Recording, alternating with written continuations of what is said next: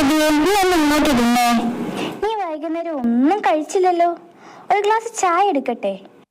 നീ നിസ്കരിച്ചോ? എനിക്കൊന്നും വേണ്ടുമ്മ.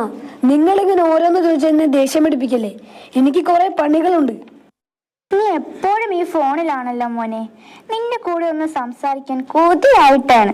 നിന്റെ ഉപ്പ മരിച്ചതിന് ശേഷം എനിക്ക് നീ മാത്രമല്ലേ ഉള്ളൂ. ആ പഴയ കഥകൾ ഇപ്പോൾ കേൾക്കാൻ എനിക്ക് വയ്യ. പിന്നെ എനിക്ക് കുറച്ച് പൈസ വേണം. നാളെ ടൂർ പോകാനാണ്. കയ്യിലിപ്പൊ പണമൊന്നുമില്ലല്ലോ മോനെ. എന്റെ മരുന്നിനും ഭക്ഷണത്തിനും കൂടി കഷ്ടപ്പെട്ടാണ് ഓരോന്ന് കണ്ടെത്തുന്നത്. പണമില്ലെങ്കിൽ പിന്നെ എന്തിനാ ഇങ്ങനെ ഒരു ജീവിതം? എപ്പോഴും പരാതികൾ മാത്രം.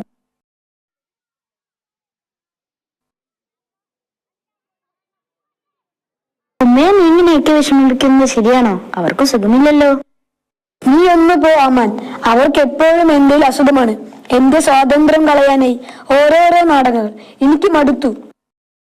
പക്ഷെ ശരിയെ, ഉമ്മ എന്ന് പറയുന്ന ഒരു തണലാണ്. അത് നഷ്ടപ്പെട്ടാൽ പിന്നെ തിരിച്ചു കിട്ടില്ലട്ടോ.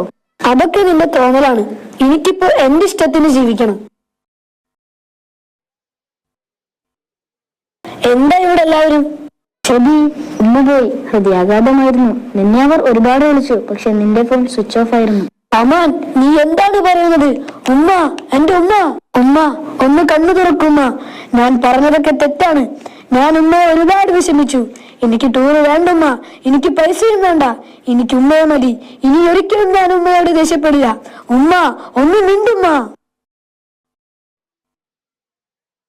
മാമ, ഞാൻ കുറച്ചു ദിവസത്തേക്ക് ഇവിടെ നിന്നോട്ടെ. വീട്ടിൽ ഒറ്റയ്ക്ക് ഇരിക്കാൻ പേടിയാവുന്നു. കഴിക്കാൻ പോലും ഒന്നുമില്ല. നോക്കുമോനെ, നിനക്ക് ഇപ്പോൾ പ്രായപൂർത്തിയായല്ലോ. നിനക്ക് സ്വന്തമായി അധ്വാനിച്ചുകൂടെ? ഞങ്ങളുടെ മക്കൾക്കും ഇവിടെ സൗകര്യം കുറവാണ്. ഞാൻ പണിക്ക് പോകാം. പക്ഷേ ഇപ്പൊ എനിക്ക് ആകെയുള്ള നിങ്ങളാണ്. ഉമ്മ ഉണ്ടായിരുന്നെങ്കിൽ. ഉമ്മ ഉണ്ടായിരുന്നപ്പോ നീ അവരെ എങ്ങനെയാണ് നോക്കിയതെന്ന് ഞങ്ങൾക്കറിയാം. അന്ന് അവരോട് കാണിച്ച ധിക്കാരം ഇപ്പൊ നിനക്ക് വിനയായി. സ്വന്തം ഉമ്മയെ കണ്ണീർ കുടിപ്പിച്ചവനെ ഈ വീട്ടിൽ താമസിപ്പിക്കാൻ എനിക്ക് പേടിയാണ്. അതെ ഷബി, നീ പതുക്കെ നിന്റെ വഴി നോക്കുന്നതാണ് നല്ലത്. ഞങ്ങളെ ബുദ്ധിമുട്ടിക്കരുത്.